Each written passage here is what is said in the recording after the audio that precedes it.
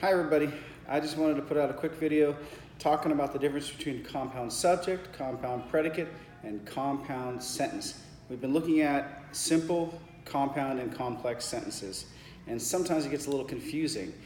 We know compound means two or more of something in the sense of grammar. So I want to talk about that real quick. The first idea that we run across is the compound subject, and it looks like this. So we got, when we diagram it, let's say we have Bob and Sally.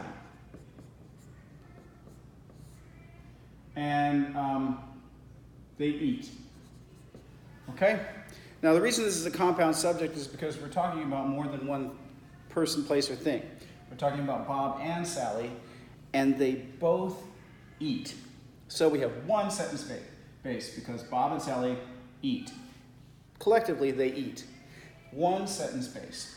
The other option that we run into is where we have one subject and we have a compound predicate. So this here is our CS, we'll call it compound subject. Now we're going to look at compound predicate. And the architecture is quite similar, but it's reversed. So in this case, we've got one subject, let's say Sally.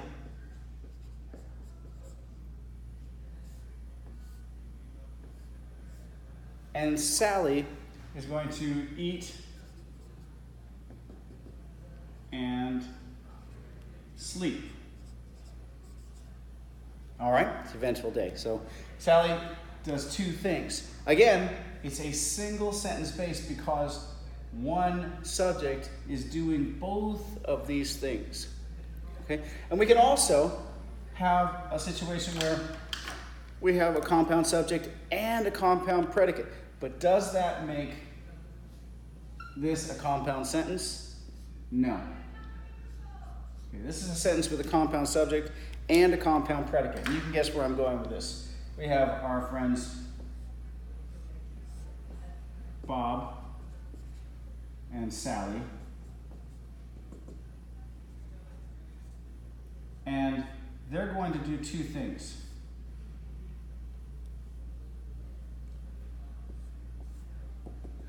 They're going to eat and sleep. Okay? Now I've got two subjects doing two things. But guess what? Bob is eating and sleeping, and Sally is eating and sleeping. So I actually have a simple sentence. Both subjects are doing both predicates. So the thing that we're really focused on right now is getting kids to understand compound sentences. Compound sentences, of course, lead us into complex sentences, but we'll start with compound. And it just looks like this. This is the difference. In this case, I have, let's say, Bob eating. So Bob eats. Then I have my conjunction, comma conjunction, and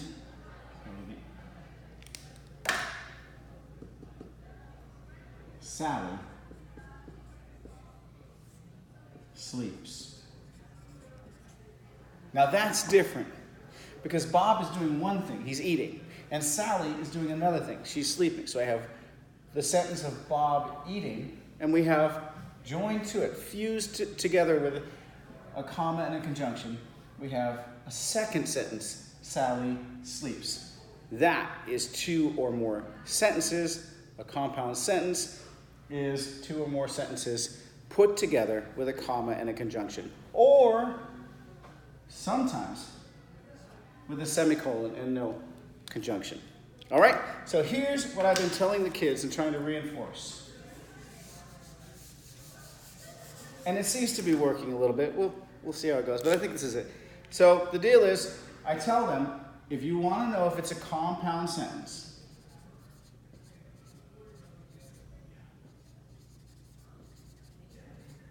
they all have one of two things. They have a comma and a conjunction. So that's and, or, but, etc. Okay? So every time there's going to be a comma and a conjunction right next together. Or there's going to be a semicolon. If it doesn't have a comma and a conjunction or a semicolon, it is not a compound sentence.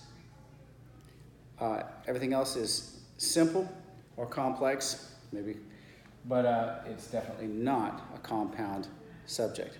So, just wanted to throw that out there. That's where we are. We'll do a complex sentence breakdown. They're real easy because you got your subordinating conjunctions, and those are easy to recognize, I think, but there are lists. And yeah, that's where we are for now. So thanks very much.